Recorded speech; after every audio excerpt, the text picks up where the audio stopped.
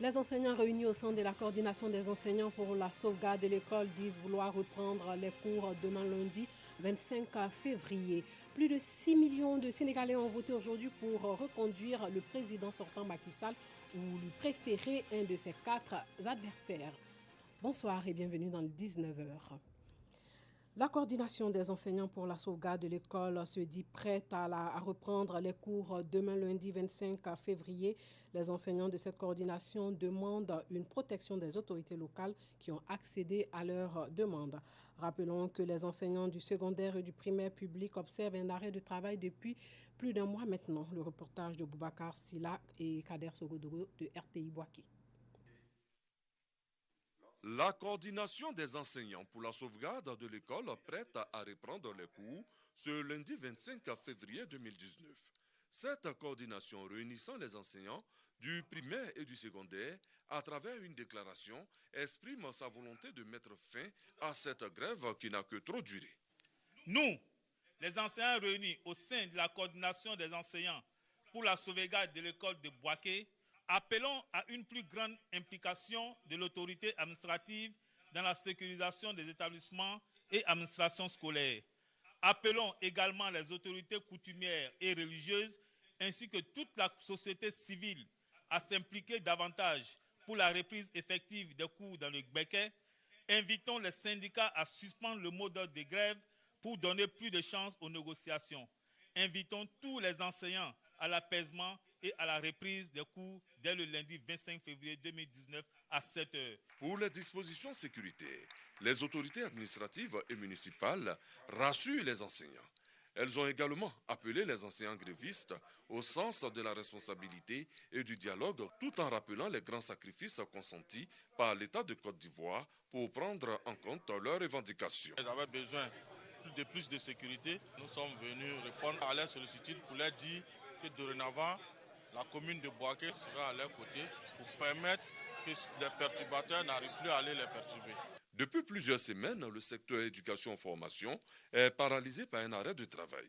Les enseignants revendiquent une amélioration de leurs conditions de vie et de travail. Dans la commune de Yopougon, les chauffeurs de taxis communaux assainissent leur milieu pour lutter contre l'anarchie. Ils ont aussi initié le port des blouses. Ajoutez à cela l'amélioration de leurs conditions de travail. Paga Sorokone nous explique dans ce reportage comment ils comptent s'y prendre et comment les choses se déroulent sur le terrain. Yopougon, quartier Selmer. Ces chauffeurs de taxis communaux, communément appelés Woro, profitent de la pause à leur base. Il est un peu plus de 12 heures. Ils échangent sur les difficultés rencontrées dans la mi-journée. 14 heures, fin de la pause. Ils doivent reprendre le service. Parmi eux, Mamadou Diakité, la quarantaine révolue. Il est heureux de porter cette blouse sur laquelle est inscrit un numéro identifiant. Avant, nous, les chauffeurs s'habillaient en débardeur. Et avec ça, les passagers, les corps habillés, personne ne nous respectait. Mais aujourd'hui, ils savent que notre corporation, nous sommes en train de mettre du sérieux dedans. Donc ça fait que les habits qu'on avait avant, ça a diminué un peu aujourd'hui. Même s'ils le font, mais ils se retiennent beaucoup parce qu'ils savent que nous sommes organisés. Cet uniforme, une idée selon lui originale à laquelle il adhère fortement. Dans chaque secteur d'activité, c'est l'organisation qui vous rend le plus fort. Tant que vous n'êtes pas organisé, vous ne pouvez pas avoir beaucoup de choses comme bénéfice. Aujourd'hui, ce qu'il peut dire aux autres, c'est de se mettre ensemble et de rejoindre le groupe. Mamadou Diakité n'est pas le seul à se réjouir de cette idée du port de la blouse. Ses amis chauffeurs saluent l'initiative. C'est le sentiment de joie que nous partageons parce que les chauffeurs ont été marginalisés dans la commune de Yopougon pendant très longtemps. Aujourd'hui, nous sommes distingués des oiseaux de mauvais augure dans la commune de Yopougon. Puisque vous savez que parmi nous, dans notre corporation, il y a des éléments mal intentionnés qui essaient souvent d'essayer de tromper nos clients. Grâce à cette tenue aujourd'hui, nous sommes identifiés, les bons sont identifiés des mauvais. Ça nous facilite les tâches. Il y a des clients aujourd'hui, quand tu n'es pas en tenue, ils refusent de monter avec toi. On prend le travail au sérieux. Si l'autre est dans son camp, l'autre est dans son côté, le travail n'est pas, c'est pas bon. Or, si nous sommes unis, on peut faire quelque chose de mieux. Pour les passagers, Le port de la blouse par les chauffeurs de taxi va renforcer la confiance entre population et chauffeurs. Il y a plusieurs personnes qui ont été victimes de vol, d'agression. Je pense que c'est la bienvenue. En tout cas, je salue cette initiative. Je pense que tous les chauffeurs doivent épouser cette vision-là, épouser cette bonne initiative-là. Le port de la blouse par les chauffeurs de taxi, une initiative de l'organisation des chauffeurs de taxi de la commune de Yopougon, Octaxi. Il s'agit pour eux d'assainir le secteur et lutter contre les personnes de mauvaise foi. Chaque base souhaite avoir son uniforme. Et nous avons trouvé que c'est une bonne initiative, mais nous avons voulu qu'il n'y a pas trop de différents groupes. Et c'est pour cela que le collectif des conducteurs de la commune de Yopougon, qui engorge tous ces chauffeurs-là, passe toujours le message d'union, d'être ensemble. Réunis en assemblée générale, ces responsables du milieu du transport de la commune de Yopougon entendent, en plus du port de la blouse, améliorer les conditions de travail et de vie des chauffeurs de taxi. Parfois, quand ils font des accidents, ils n'ont aucun parent à Abidjan, ils sont livrés à eux-mêmes. On peut leur apporter assistance. Il y a des chauffeurs, quand ils font un accident, c'est mortel. La femme et les enfants sont là, personne pour les assister. On peut leur porter le premier secours. Ils ont des interventions journalières pour dire quelqu'un dit je viens de quitter au garage. Bon, depuis là, ma voiture était au garage, la visite est finie, on m'a pris, ils sont allés intervenir. Alors j'ai eu une panne, j'ai besoin d'être assisté pour travailler, pour rembourser. Donc on les a mis en face et même les destinés, on a mis ça dans les mains. Mais pour le moment, ils sont toujours assistés par les deux collectifs pour que, alors, ils puissent, comme le nouveau bébé qui est né, ils puissent encadrer ça pour qu'elle soit vraiment fiable pour lui. À l'issue de cette assemblée générale, un bilan des activités de l'Octaxi a été fait par les responsables de cette organisation de transporteurs de la commune de Yopougon. Bilan selon eux, jugé positif.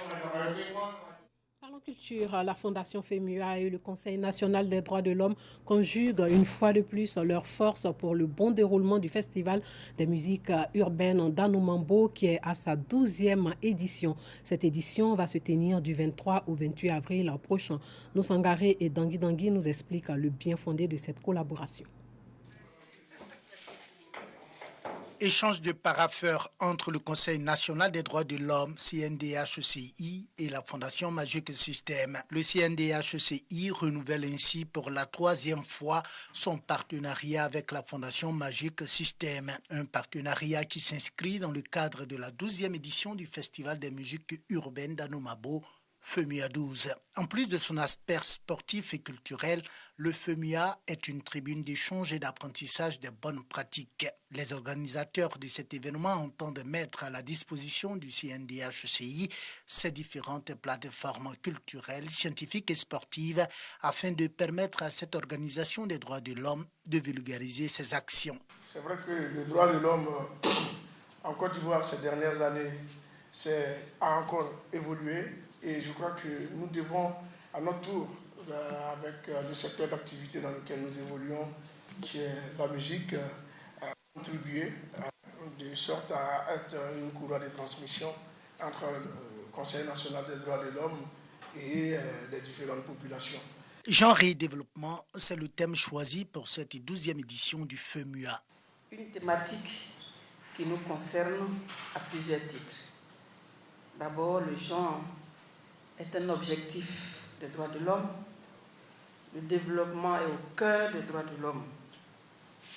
Et aussi, une édition parrainée par la première dame, Dominique Ouattara, une personnalité au grand cœur qui a toujours soutenu les causes des droits de l'enfant et de la femme. Nous allons mettre à la disposition de Magic System des intervenants pour animer des ateliers spécifiques au mandat du CNDH et en relation avec le thème de cette édition lors du FEMUA Kids et du Carrefour Jeunesse.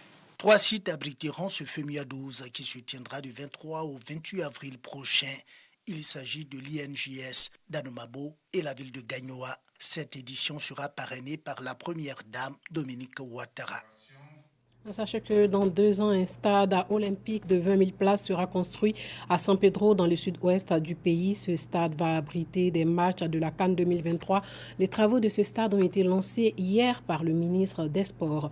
Les travaux vont coûter plus de 41 milliards de francs CFA. Les plus de 6 millions de Sénégalais sont allés choisir leur président aujourd'hui. Le scrutin s'est déroulé dans le calme et semble mobiliser largement sur tout le territoire. 5 candidats sont en lice et 5 000 observateurs étaient déployés sur l'ensemble du territoire. Au Sénégal, les bureaux de vote ont ouvert ce matin à 8 h heure locale pour les plus de 6 millions d'électeurs appelés aux urnes pour élire leur président. 5 candidats sont en lice qui ont tous appelé à une forte mobilisation. Le défilé des électeurs s'est engagé dans le calme.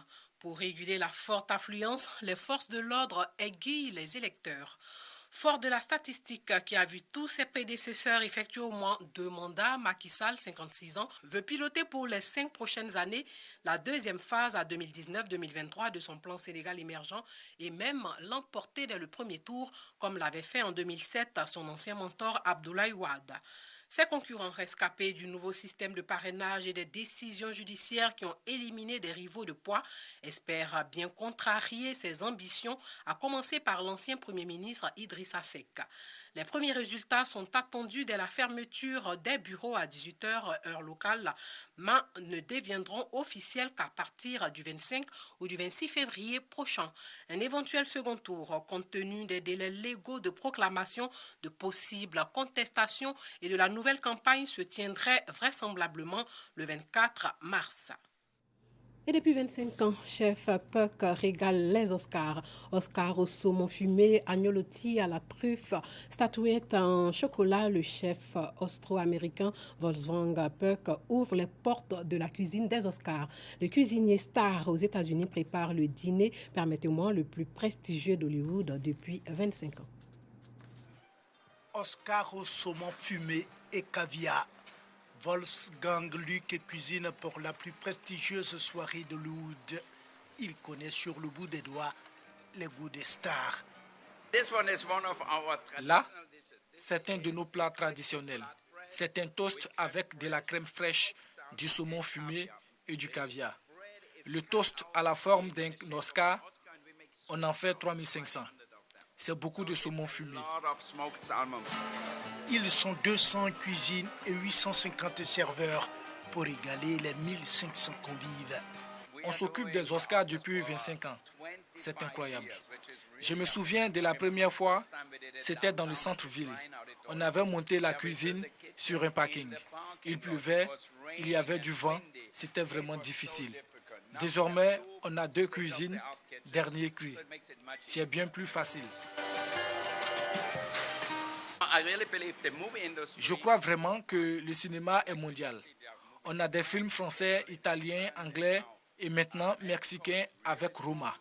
Notre cuisine est un peu comme cela. On a des influences d'Asie, d'Italie, de France, comme avec notre loup de mer grillé, comme en France. Et la 91e cérémonie des Oscars se tient cette nuit à 17 h des États-Unis. Il sera 22 h ici à Abidjan et c'est au Dolby Theatre de Los Angeles. Les nominations aux Oscars 2019 ont été rendues publiques le mardi 22 janvier dernier. Pour la première fois depuis 30 ans maintenant, la cérémonie des Oscars va se dérouler sans animateur. L'Académie des arts et sciences du cinéma qui organise les Oscars a confirmé sa décision de ne pas remplacer Kevin Hart, qui s'était retiré après avoir été accusé d'homophobie. Voilà, c'est tout pour ce soir. Portez-vous bien.